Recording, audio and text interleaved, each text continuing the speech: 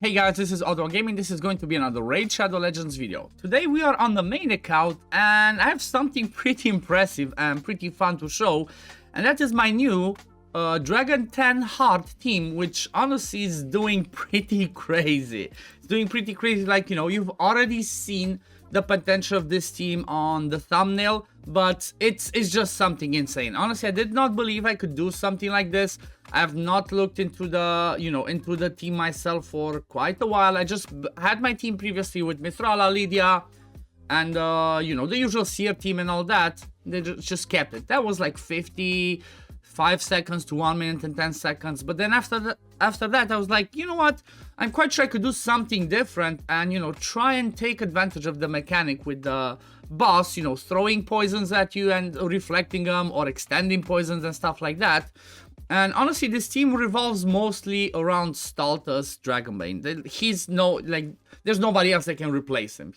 The whole team is, working around him because of his passive. Like, what he does on his passive is straight up reflects the poisons, weaken and decrease defense onto the attacker. So on the dragon on hard stages, especially, hard stages, because he does more poisons for crazy duration, all that, this one just works ideal because look at that, straight up everything was reflected. And then I use, for example, for my team, I use a Dark Kale for extending those debuffs. There's other variations out there with Leborga that work, and you know what, this team is pretty good. This is pretty amazing. As you can see, the best time that I had was 25 seconds, and it's, the worst I think I had was something around 35 seconds, but it's pretty consistent. I'm not gonna say it's 100% consistent because it's still a work in progress, and, there's still some RNG that can happen, but honestly, I could easily say this is a, having the 3% chance that something bad happens, I would say that this is a 97% success rate team. And honestly, the speed of it is just impressive. I mean, look at that, 26 seconds. that's just crazy. You saw, for example, on the run that maybe my Seer was not one-shotting the first wave. I haven't changed everything on my champions. Like, I could change my Seer, I could change the masteries and all that, but let me show you first the presets, then we're gonna look at the builds and talk about it. I'm pretty happy with this team, honestly. I'm pretty happy. So for the waves, actually, Staltus, he can do whatever. No preset required, it's fine. Dark Kale, I only have him doing the A1 on the first wave, on the second wave, and then on the boss part, I have him opening with the A3, where he places poisons and poison sensitivity, and then prioritize the A2. He only gets a chance to do that A2, which, if he crits, he extends the duration of all debuffs, which is pretty good. So basically, all the poisons weaken, and whatever else he places gets extended. So, you're gonna have poisons galore, as you saw. That was the ton. Then when it comes to Seer, priority the Karma Burn on the first wave. Second wave, open with the A2 because, animation reasons.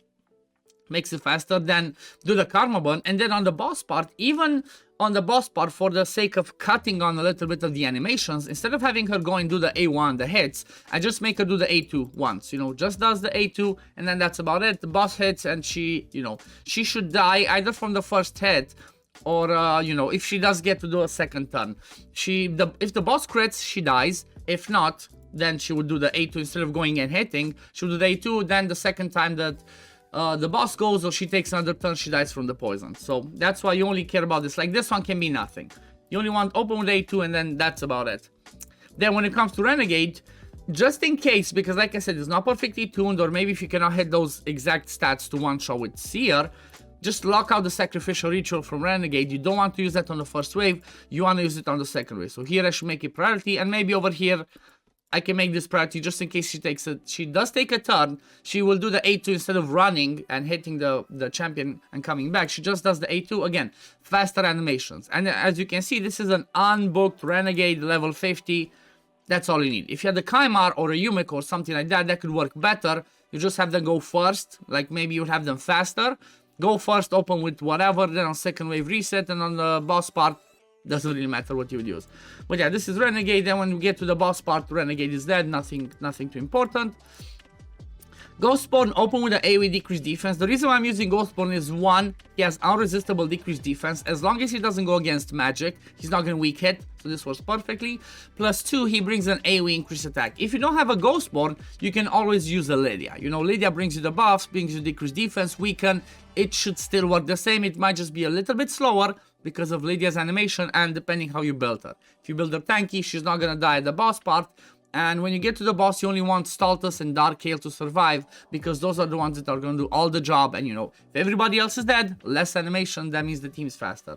So, first wave, open with this one. Second wave, priority again, the A3, which open doesn't really matter, just keep priority. He's going to take a turn and he's going to do the A2 first, because Renegade goes afterwards to reset. If this was a Kaimar, then he would, you know, or a Yumeko, they would go first, they would reset, he would straight up go into this one. And then on the boss part, I just make him open with the A1, you know, for a chance of landing that decreased defense. If he doesn't land, it is what it is. Now, let's have a look at the builds. And, you know, there might be some stuff that might be pretty interesting, might surprise you. So, I'm going to leave the Ghostborn and Darkhail for last. Renegade first in the shield set. So, we have the, you know, so we have the buffs for Seer to strip. If you don't have enough buffs, and, you know, your Seer just cannot one-shot it, just try and see if you have for your Renegade a shield set. Sorry, not a shield set, a blood shield accessory. Like, I could use this, but then I would have to make her faster, so she goes before the Seer. So my Seer is 217. I would make, let's say, Renegade 200, and because only for the first wave. The second wave, usually with the Mastery, Seer should one shot and you get more buffs. So you would make your Renegade 218 with the blood shield. She goes opens with A2, then you have that extra buff to hit in there. As you can see, no Masteries, no books. So, you know, this Renegade can be a level 40 Renegade. Does not matter. The value of the shield, again, does not matter. Just having those shield set buffs is all that you need. Then, if we look at Seer, my Seer is in Savage Plus Cruel. You know, it's an endgame content. You know, it's the hardest dungeon of Dragons. So, I'm gonna have a good build on my Seers. She's running 217 speed, 100% crit rate, 283 crit damage. This is all that you care about. You don't care about attack, you don't care about accuracy specifically for this team, because you will not rip buffs from the enemy. When it comes to the Doom Tower, then yeah, you might want more accuracy if you're getting into the higher stages, if you're using the same Seer. Ideally, you want around like 330, 350 accuracy, but let's say you don't go that high. Just 250 accuracy should be fine for, you know, most stuff, up to 300. And when it comes to the Masteries, I have not reset the Masteries, but I could reset them and put Flawless Execution, because this War Master is what helped me on Fire Knight 25. I'm not doing Fire Knight 25 anymore. I'm going to try and build myself a team to get to Fire Knight 5 or 6 on hard stages. So I might just swap this from War Master to Flawless Execution, just to make sure that I always one-shot that first wave. And then now to support you again, that Evil Eye helped a little bit for the Fire Knight on normal stages. On hard, doesn't really help, because you cannot meter control unless you freeze. Then if we have a look at Ghostborn, Ghostborn is running in an immunity set, because, you know, that's the extra buff for Seer to rip off with her Karma Burn. Like, if in case you don't know, basically Seer does more damage the more buffs she strips, which is from your team or from the enemy team. So Ghostborn in a immunity set, he's running 245 speed, 100% crit rate, 166 crit damage, 4.2k attack, and I don't really care about the accuracy. So the way that I built my Ghostborn is to have that shield set, that immunity set, which can be untouchable as well. It cannot be Stone Skin, because you cannot rip Stone Skin, so, you know, don't rely on that. But I built her so so he always goes first, and he always lands the decreased defense and those buffs, and then as much damage as I could get on him, so, you know, I do a little bit of damage on the waves to help out the Seer. Then these are the Masteries, you know, War Master, and then whatever over here, again, does not really matter, unless you need this for Fire Knight. Then you don't care about Evil Eye. If you need it for Fire Knight, if you're doing normal stages, then this Evil Eye will help you out quite a lot. Then let's go to the man of the shows. First of all, Stultus Dragonbane. It's all about this one, guys. Untarnished. Whenever an enemy attempts to place a weaken debuff, a decreased defense or poison debuff on this champion, reflects them back onto the attacker. Damage increased by 5% for each debuff on the target. So, you know, he's not really gonna smack, but you care about this. You'll basically be reflecting always all the poisons and the weaken that the boss tries to place on him. So that's how this team works. And the funky thing and the fun thing about this one, it does not matter how much accuracy you have. It only cares about the dragon's accuracy and resist. So the ratio between them makes it so that you can easily reflect it, because the dragon has more accuracy than the resist needed, you know. So she or it, whatever, will always land those poisons. So therefore, you don't care about him, only you just want him to be tanky. Okay, so I have him in a regen plus immortal. As you can see, he's extremely slow. I didn't put any speed on him, any resist, any accuracy. I only cared about HP and defense, so he can survive. Maybe giving him a little bit more speed might help, so he gets more turns, so he can heal back up, you know, just for the sake of consistency.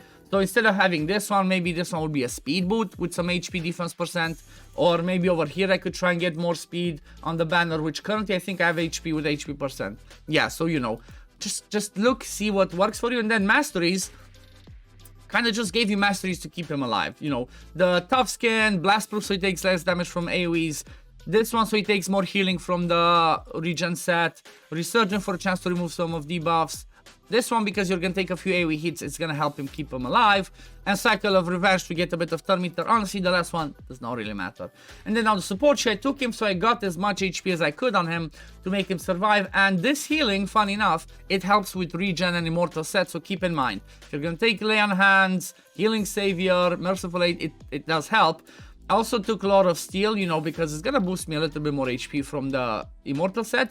And also Master Hexer. This is, I haven't seen exactly if this one works or not, but I took it, you know, just in case I can extend the debuffs when I reflect them on the boss, because why not? That's gonna help.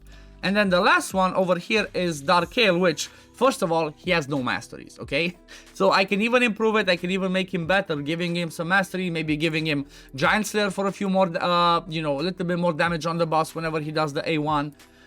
And I'm running him in 6-piece Stone Skin, plus I gave him the Blood Shield, because he's gonna go before the Seer on the first wave, and on the second one, he's gonna get a turn. So again, this is an extra buff for Seer to rip off for damage. He's running at 218, exactly like I said, 1 speed faster than Seer for the first wave, so he can place that one.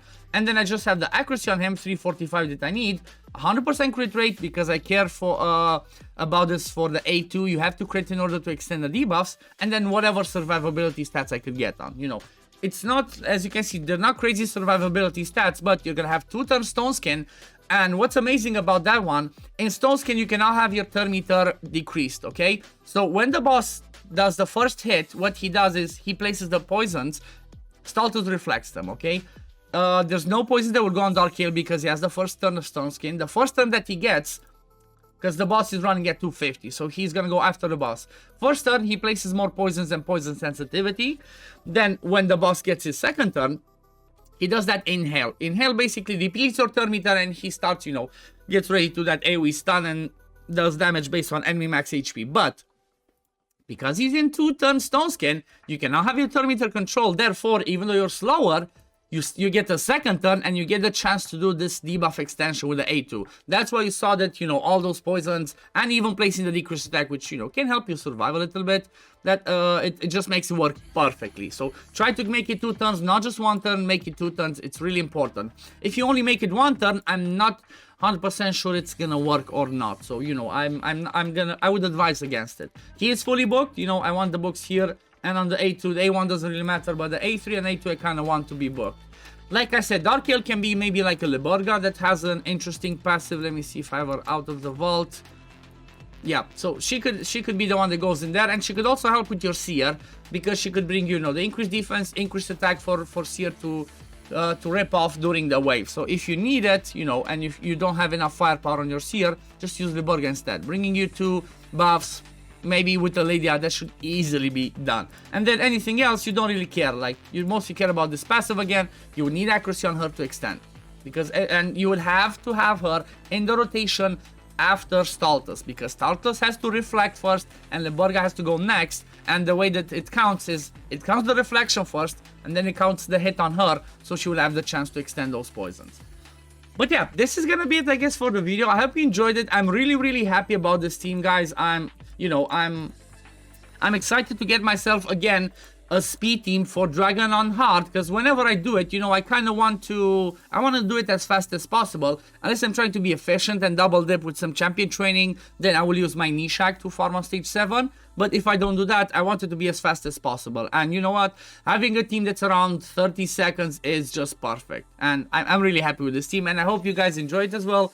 I hope this helps you out there. You know, it's unfortunately, yeah, you kind of need certain champions, especially Stultus, for this team to work. But, you know, hopefully you do. If not, I'm quite sure that actually there might be some other variations that could work. Like, there might be, you might be able to even use, what's her name, Lysandra, because Lysandra has the, what's it called, on the A1, she throws back the debuffs. So you could do maybe a Stone Skin Lysandra to do this one. Or maybe there's some options to do with Yumeko as well. You know, because whenever Yumeko does the A2, there's a chance that all the debuffs that the boss places will be reflected on him. So, you know, look into it. But for now, if you have a Stultus and you have the champions I showed you, go for it. It's going to be an amazing team. But anyway, thank you all for watching. If you do enjoy my content, as always, don't forget to like this video and subscribe to the channel to see when I upload next. And I'm going to see you on the next one. Peace, love, take care everyone. Bye, guys.